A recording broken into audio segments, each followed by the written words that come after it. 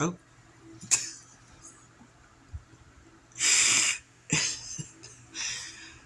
I made a boo boo. Hi.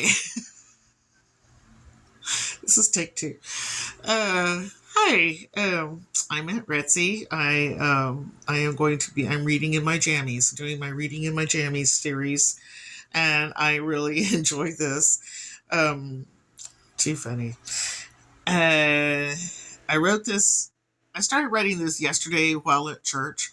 I wasn't bored at church. I mean, well, maybe I wasn't into the homily, but I just started reading. I mean, I just started. A thought came to my head,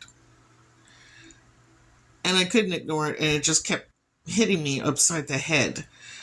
And so I take out my phone and I start typing in my thought, save it for later.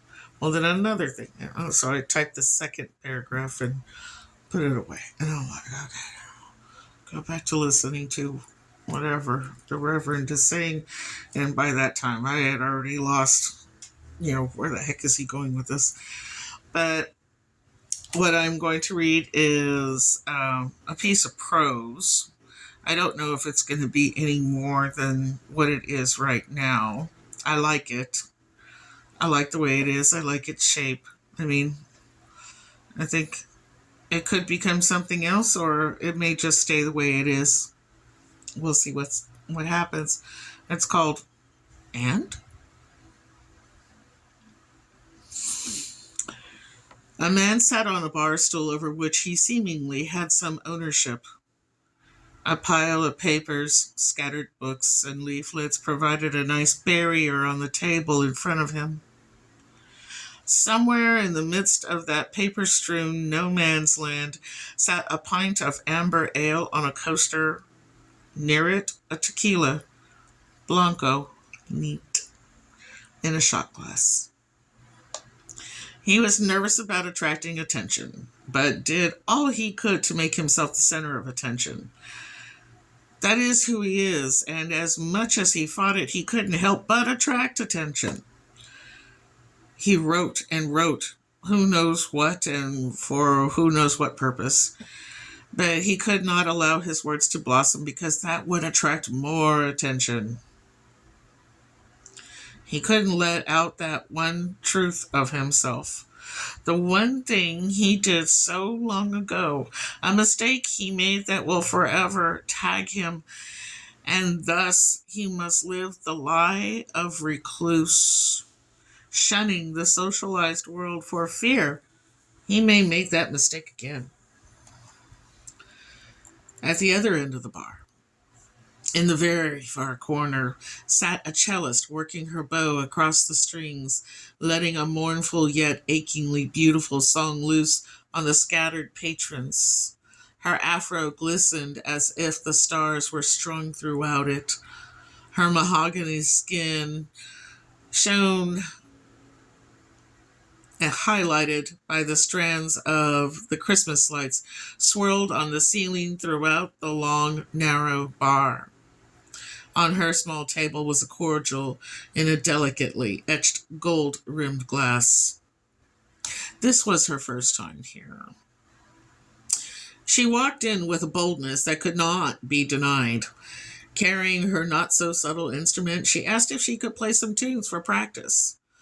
The bartender, having her third shot of the night, was feeling generous and let her set up. The barflies, regulars of low tide, a neighborhood dive bar with no illusions of grandeur, a place hanging on the edge of potential by the skin of its teeth, never quite succeeding, and such were its clientele. Could have beens and should have beens, flowing in and out of its great oaken doors for almost a century. Some groused when the bartender announced the jukebox is off for a while. She unplugged it for good measure. The loudest complainers turned compliant once the cellist warmed up. She swung her bow down the body of the great beast, and formed music of both heavenly stature and soul-crushing torment. Wild applause erupted after each piece, sometimes accompanied by tears of joy, memories of loss, and regret. Every feeling brought up to the surface that had not seen the light of day before, bringing a collective catharsis, interrupting the same old of everyday life. The man riding at the other end of the bar buried his face. He fought the feelings of true regret and profound sadness until he could fight no more. He slammed down his shot, put some money on the bar, hastily gathered his things, and bolted out the door before the first tear rolled down his cheek. By the time he made it to his car, he was awash in memories, tears, and the certainty that he would never go to a bar ever again.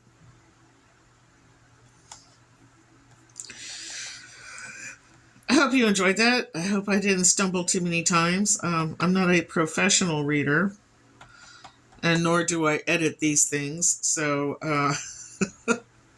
you get's what you get.